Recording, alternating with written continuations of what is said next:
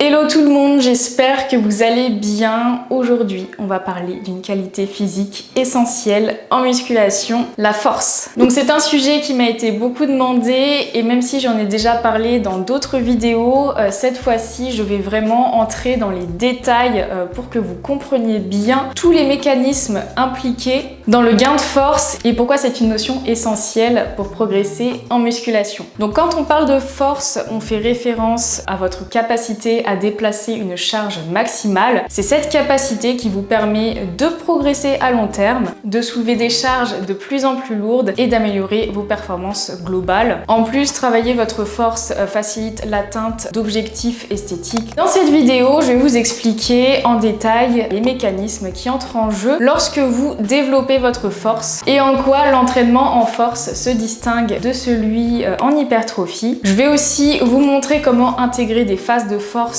dans votre programme. Je vais également aborder la notion de surcharge progressive et je terminerai par parler de nutrition. Donc pour ceux qui ne me connaissent pas, je m'appelle Margot, je suis coach et influenceuse fitness. Si vous voulez retrouver plein d'informations essentielles sur la musculation et la nutrition, je vous invite à vous abonner à ma chaîne et à me suivre également sur mon compte Instagram. La force va principalement agir sur 3 systèmes du corps, le système nerveux, le système musculaire et tendineux et sur le métabolisme, plus précisément sur les filières énergétiques. Si ces termes vous semblent compliqués, ne vous inquiétez pas, je vais vous expliquer précisément de quoi il s'agit. Tout d'abord, le système nerveux est un réseau complexe de cellules qui transmettent des signaux électriques entre différentes parties du corps. Il se compose du système nerveux central, qui est composé du cerveau et de la moelle épinière, et du système nerveux périphérique, c'est-à-dire les nerfs qui partent de la moelle épinière pour aller à certains endroits du corps. En musculation, c'est le système nerveux qui coordonne les mouvements en envoyant des signaux des neurones moteurs vers les muscles pour déclencher les contractions nécessaires à l'effort et au mouvement en général. Et si on zoome tout au bout du système nerveux périphérique, on arrive sur ce qu'on appelle des unités motrices. Une unité motrice est composée d'un motoneurone, qui est une cellule nerveuse, et de toutes les fibres musculaires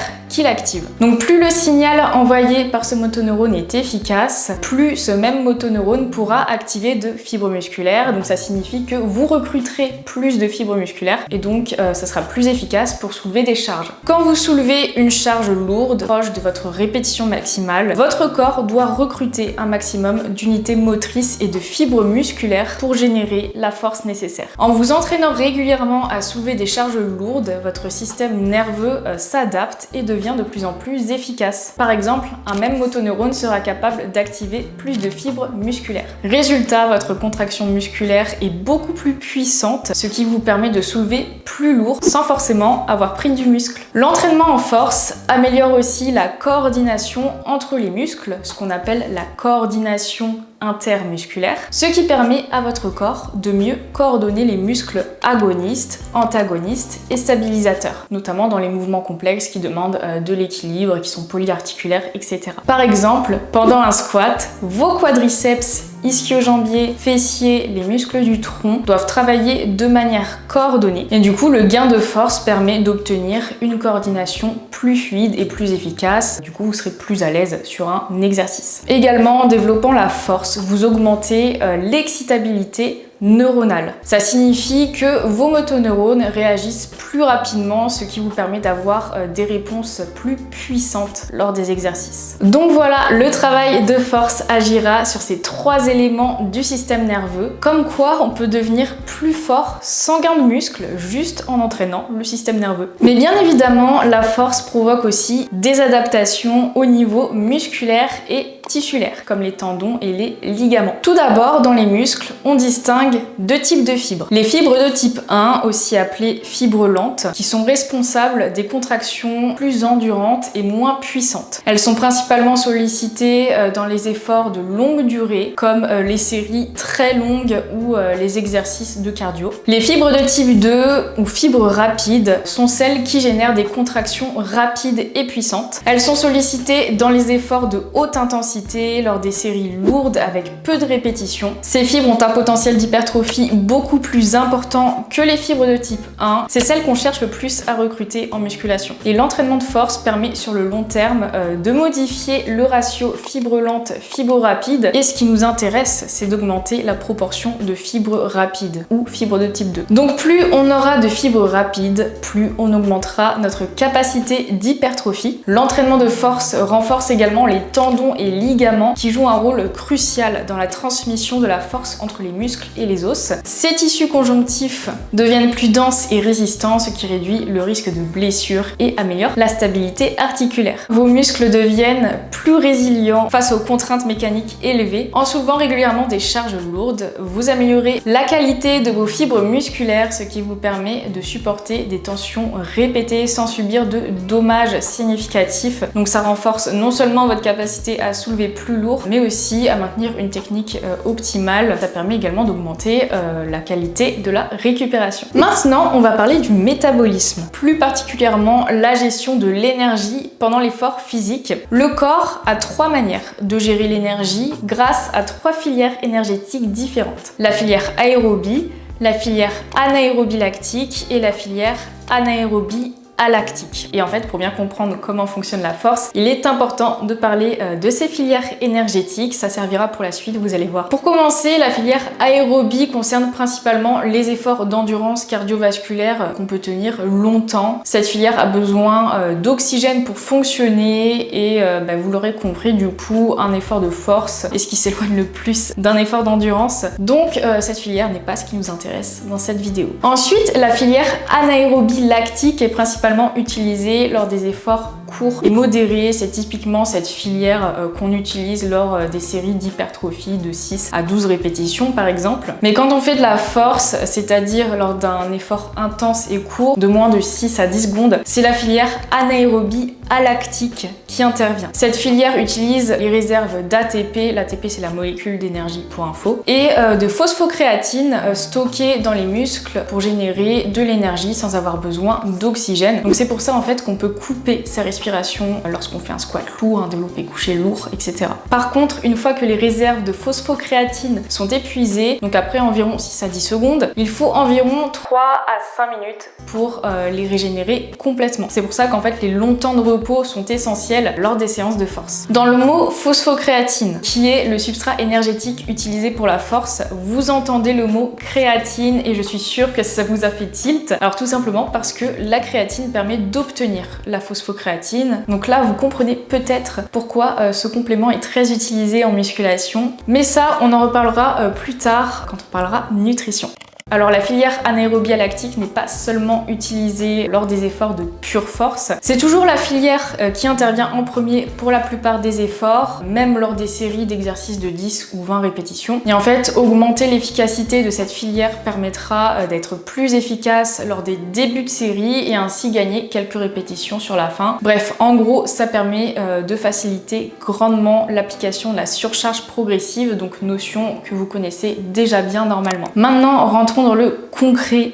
Comment travailler la force? Alors il faut savoir que si vous faites déjà de la musculation, vous la travaillez déjà en fait. À partir du moment où vous faites un entraînement en résistance, donc typiquement la musculation, vous gagnez en force. Par contre, on peut isoler cette qualité physique et intégrer des cycles spécifiques dans sa programmation. Et chez les pratiquants de musculation, ça sera intéressant de faire ça quand la surcharge progressive devient compliquée et que l'on subit de longues phases de stagnation. Un cycle de force permettra d'améliorer l'efficacité du système nerveux et de la filière anaérobie lactique comme on l'a vu précédemment, ce qui peut relancer par la suite la surcharge progressive lors des futurs cycles d'hypertrophie. Donc comme je l'ai expliqué, la filière anaérobie lactique est celle qui nous intéresse en force. Ça signifie qu'il faudra faire des efforts courts et intenses. On travaillera sur des gammes de 1 à 5 répétitions. On a vu aussi que la filière anaérobie lactique avait besoin de 3 à 5 minutes pour se régénérer et être utilisée à nouveau. Donc au niveau des temps de repos lors des séances de force,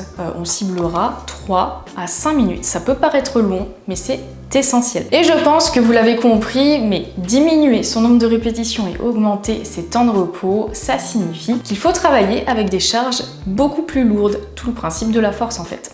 Pour savoir quelle charge théorique mettre sur du 3 ou 5 répétitions, vous pouvez aller sur des calculateurs en ligne. Vous avez juste à indiquer quelle charge vous mettez par exemple pour 10 répétitions et ça calcule votre charge maximale théorique pour le nombre de répétitions qui vous intéresse. Donc dans le cas de la force, 1, 2, 3, 4, 5 reps. Je vous mets le calculateur que j'ai utilisé pour l'exemple dans la description de la vidéo. Chose très importante à faire avant de commencer les séries de travail type force, c'est la montée en charge progressive. C'est une étape indispensable de l'échauffement que j'espère vous faites déjà lors de vos séances type hypertrophie. Mais ce sera encore plus important en force pour préparer votre système nerveux. Par exemple, si je dois faire 5 séries de 5 répétitions à 95 kg au squat lors de ma séance de force, avant de commencer ces séries à 95 kg, je fais une série de chauffe à 60 kg, puis ensuite j'en fais une autre à 75 kg, puis ensuite une autre à 85 kg. Et pour les séries de chauffe, 3 répétitions en général, ça suffit. On laisse un petit temps de repos bien sûr entre chaque répétition et après on attaque. Et sans parler bien sûr des exercices de mobilité articulaire que vous aurez fait avant votre montée en charge. Ça fait que les échauffements en force en fait sont assez longs. On en a pour environ 15 minutes avant de commencer le premier exercice. Sur quels exercices peut-on travailler en force? Alors les exercices polyarticulaires, ce sont les mouvements les plus efficaces et ceux en fait qu'on va travailler très généralement en cycle de force parce qu'en fait ils sollicitent plusieurs groupes musculaires en même temps, donc en fait on est plus fort de base sur ces exercices. Par exemple, ça va être les exercices classiques comme le squat, le soulevé de terre, le développé couché ou les tractions. Et ces mouvements permettent de soulever des charges plus lourdes, donc d'activer plus d'unités motrices et de vraiment travailler la force en profondeur. Et vu que ce sont des exercices qui sollicitent plusieurs muscles, ça permet aussi d'améliorer la coordination intermusculaire, donc notion qu'on a vue au début de la vidéo. Et aussi, comme je l'ai dit juste avant, les échauffements en force sont longs, on a beaucoup de temps de repos, ce qui fait que les séances sont assez longues. Donc on va pas faire 36 000 exercices durant les séances de force. Je vais vous montrer un exemple après. Mais du coup, c'est pour ça qu'on va se concentrer aussi sur les exercices polyarticulaires. Comme ça, on sollicite plusieurs groupes musculaires sur un seul exercice, ce qui permet de pas faire des séances de 3 jours. Concernant les exercices d'isolation, c'est un peu différent. On peut effectivement travailler la force sur certains exercices d'isolation, mais franchement, c'est pas optimal. En général, la disposition mécanique des exercices d'isolation rendra très compliqué le travail en force. Mais le seul exercice d'isolation que je recommande de travailler en force, surtout si vous voulez développer vos fessiers, c'est le hip thrust. Celui-ci, il est facile à mettre en place en force. Maintenant, pour vous donner un exemple concret d'une séance de force, je vais tout simplement vous montrer la première séance du cycle de force du programme Grow and Get Strong. C'est un programme en fait qui contient des cycles d'hypertrophie et des cycles de force pour vraiment passer au niveau supérieur en termes de gain de masse musculaire. Donc on a la première séance de force en semaine 6. Donc c'est pour ça que c'est pas un programme pour débutants, c'est vraiment un programme pour les personnes qui pratiquent déjà la musculation depuis plusieurs mois. Donc déjà on a un échauffement complet qui est détaillé avec des exercices de mobilité. Le premier exercice de la séance, c'est le soulevé de terre. J'indique à chaque fois les séries de chauffe à faire dans le programme. Donc 2 à 3 séries de chauffe, 2, 3 à 5 répétitions avec 1 à 2 minutes de repos entre les séries de chauffe. Et ensuite, on va commencer le travail avec 4 séries de 5 répétitions et 5 minutes de repos entre les séances. Donc vous voyez déjà juste là le travail du soulevé de terre, ça prendra genre une demi-heure. Ensuite, je redonne des exercices de mobilité, cette fois-ci pour le haut du corps parce qu'on passe en exercice 2 au développé couché. Pareil, on a 2 à 3 séries de chauffe de 3 à 5 répétitions avec 1 à 2 minutes de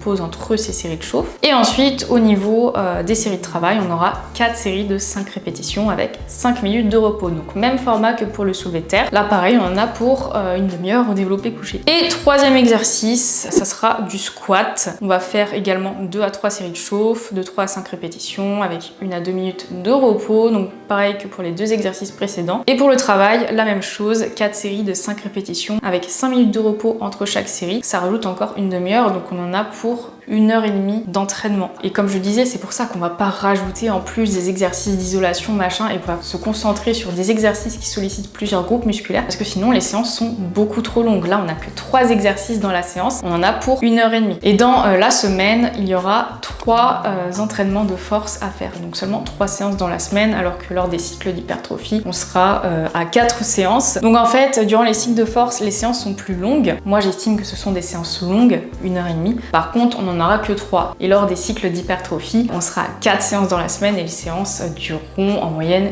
1 heure. Si tu veux mettre en place cette méthodologie pour booster tes résultats sur 20 semaines, je te conseille vraiment de rejoindre le programme Grow and Get Strong. Ce programme est conçu pour les femmes de niveau confirmé qui veulent non seulement développer leur force, mais aussi transformer leur physique et leur mental. Tu vas non seulement devenir bien plus forte, mais tu vas aussi sculpter un corps plus dense et plus tonique. En suivant ce programme, tu vas galber tes fessiers, raffermir tes jambes et développer un haut du corps plus dessiné tout en affinant ta taille. Ton physique évoluera au fil des semaines avec une meilleure définition musculaire et une silhouette plus équilibrée. Mais l'évolution n'est pas seulement physique. En augmentant ta force et tes performances, tu vas aussi développer une mentalité de guerrière. Tu apprendras à te dépasser, à te fixer des objectifs ambitieux et à les atteindre. Ta confiance en toi va grandir au fur et à mesure que tu progresses, à la fois mentalement et physiquement. Le programme comprend une planification détaillée avec des cycles de force pour maximiser tes progrès, des cycles d'hypertrophie pour te sculpter un physique de Valkyrie, ainsi que des conseils nutritionnels pour soutenir ta transformation. Chaque phase est conçue pour te pousser au-delà de tes limites tout en respectant les principes de récupération et de progression intelligente. Si tu es prête à passer au niveau supérieur et à atteindre des résultats concrets, rejoins Grow and Get Strong, le lien est dans la description de la vidéo. Maintenant, comment gérer sa nutrition en cycle de force? Honnêtement, ça va pas vraiment changer par rapport à votre alimentation lors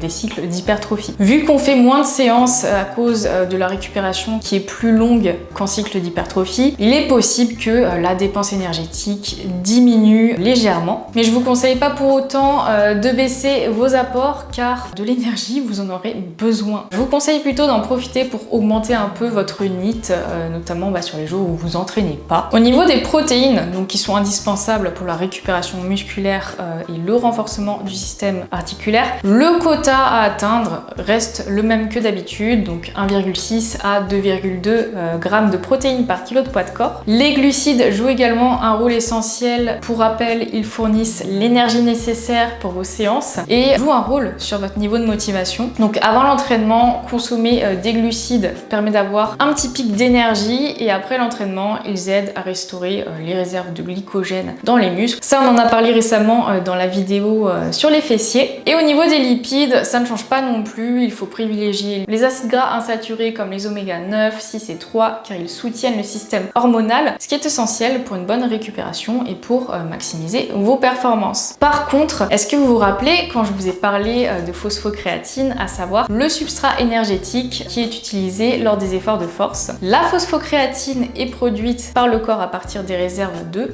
créatine. La créatine est un acide aminé qu'on retrouve dans l'alimentation, en particulier dans la viande. Et je pense que là, vous comprenez pourquoi la créatine monohydrate est un complément très populaire en musculation. Et à juste titre, car de nombreuses études démontrent que la supplémentation de 3 à 5 grammes de créatine monohydrate par jour provoque un gain de force d'environ 15%. Donc si vous devez choisir un complément, je vous conseille fortement celui-ci. Maintenant que nous avons les bases de l'impact de l'entraînement de force sur le corps, qu'est-ce qui va se passer concrètement lorsqu'on retourne en cycle d'hypertrophie après un cycle de force? Déjà, la première chose qui devrait vous bluffer, c'est que vos charges d'avant cycle de force vous paraîtront bien plus faciles. Donc bonne nouvelle, vous pouvez mettre plus lourd sur les exercices et en fait ça relance la surcharge progressive, donc paramètre fondamental de la prise de muscle. Ensuite, au fil des semaines où vous constaterez vos performances augmenter, vous verrez prendre du muscle à nouveau. Et si votre objectif est de bomber vos fessiers par exemple et que vous avez subi une longue période de stagnation, et bien là, vous verrez un galbe plus important. Et bien sûr, ça fonctionne pour n'importe quel groupe musculaire que vous souhaitez hypertrophier. Et je précise quand même que les résultats en termes de performance